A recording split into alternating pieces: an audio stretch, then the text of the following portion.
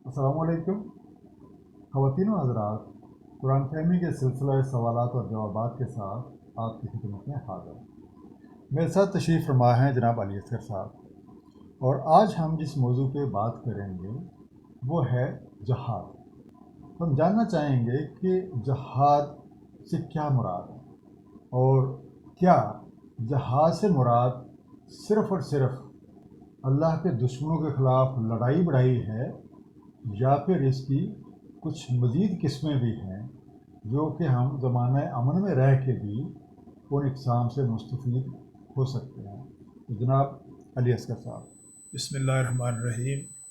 जनाब, बहुत शुक्रिया प्रोग्राम में बुलाने के लिए।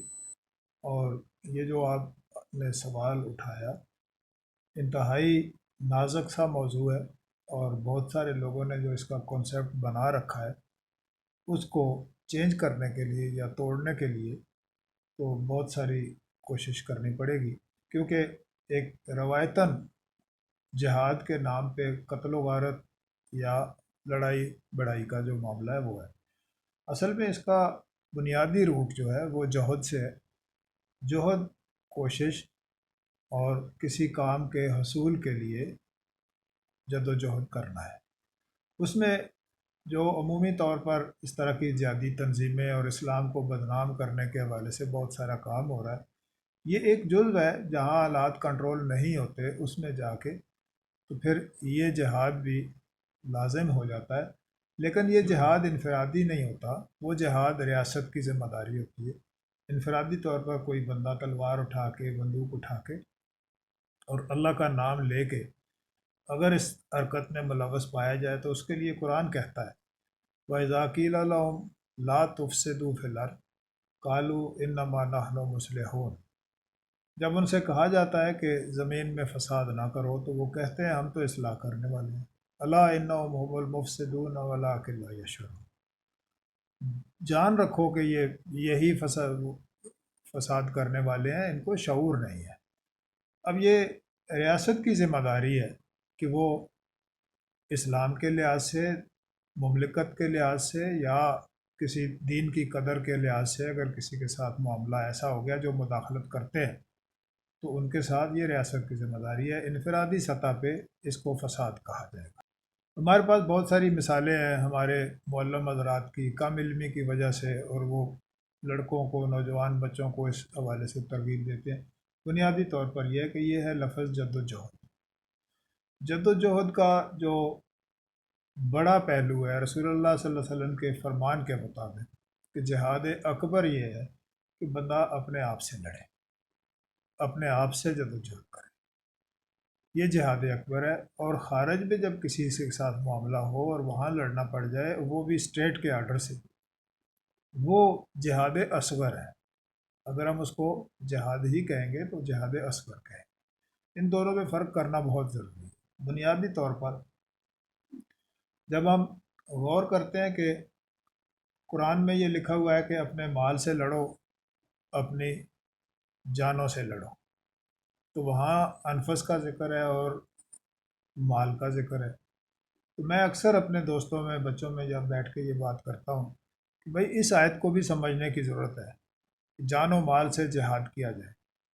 तो कहने के लिए ये होता है कि जानो माल से जिहाद करने का मतलब है दूसरों के साथ लड़ भिड़ना और अपने पैसे खर्च कर देना, जबकि हकीकत ये नहीं है। हकीकत ये है कि अपने माल की मोहब्बत के साथ जब कोई बंदा लड़ना शुरू कर दे और अल्लाह की सबील में उसे खर्च करते हुए हाथ ना कांपे, तो ये है अपने माल से जिहाद करना। और दूसरा लफ्ज़ है जान से जिहाद करना। अब हमारे नफ्स की ख्वाहिशात का एक निज़ाम है जिसके तहत हमें हमारी अना और ईगो दूसरों के साथ इख्तलाफात बनाती है। हम उस ईगो के ख़िलाफ़ लड़ें, अपने आप के साथ लड़ना है। जब अपने आप के साथ लड़ना है और अपने ही माल के साथ लड़ना है, ये जिहाद अकबर है। और यही जद्दोजहद है कि बंदा इस पस्ती में से, असफल साफिलीन की ज़िंदगी में से, या मुआशरती जो इक़दार रवाज पा गई हैं उसमें से बाहर निकलने के लिए महज अल्लाह की खातर या अल्लाह के रसूल के, अल्लाह के दीन के लिए जब जद्दोजहद करता है। ओवरऑल ये लफ्ज़ दोनों तरह में इस्तेमाल होता है। ایک کو جہاد اصغر کہا گیا، ایک کو جہاد اکبر کہا گیا۔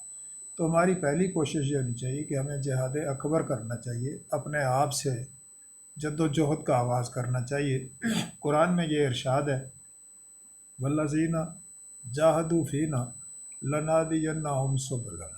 اللہ تعالیٰ فرماتے جو لوگ جد و جہد کرتے ہیں ہم ان کے لیے اپنی راہیں کھول دیتے ہیں۔ تو یہ جو جد و جہد ہے سب سے پہلے اپنے آپ سے شروع کرنی ہے۔ اس حوالے سے ایک واقعہ، میرے بزرگوں کے پاس میری حاضری تھی، میں وہاں بیٹھا تھا، بات کرتے ہوئے جب انہوں نے یہ بات مجھے سمجھانی چاہی تو کہا کہ آپ یہ بتائیے کہ صدر پاکستان ایک نوٹیفیکیشن جاری کریں اور یہ کہہ دیں کہ علی اصغر صاحب کو سندھ کا گورنر بنا دیا گیا، تو کیا آپ بن جاؤ گے؟ میں نے کہا جی بالکل، صدر صاحب اتھارٹی ہے، وہ کر دیں تو میں بن جاؤں گا۔ کہنے لگے دوسری صورت یہ ہے کہ یہی صدر صاحب آپ کو نئی دہلی میں کلرک بھرتی کرنے کا نوٹیفیکیشن جاری کر دیں تو کیا ہوگا؟ تو میں نے کہا جی وہاں تو ان کا حکم نہیں چلتا۔ تو کہا اب وہاں کام کرانا ہو تو کیا کرنا پڑے گا؟ ہم نے کہا جی وہاں کے صدر سے بات کرنی ہوگی اور وہاں کا شہری ہونا ہوگا۔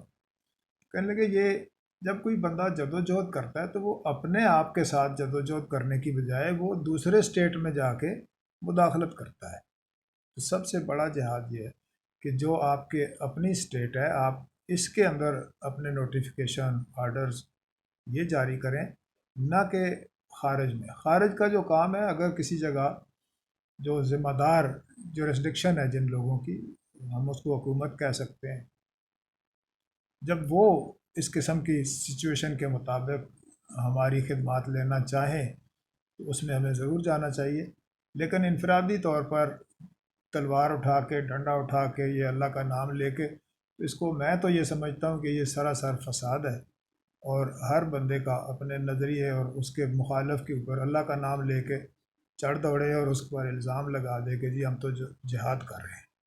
اللہ تعالیٰ ہمیں اس حقیقت سے آشنا کریں اور فساد کی زندگی سے ہم نکلیں اور اسلام اور امن کی زندگی میں داخل ہوں۔ سر بہت شکریہ، اللہ تعالیٰ آپ کو جزائے خیر دے اور ہم سب کو جہاد کا صحیح جو مفہوم ہے وہ سمجھنے کی توفیق عنایت فرمائے۔ السلام علیکم خواتین و حضرات۔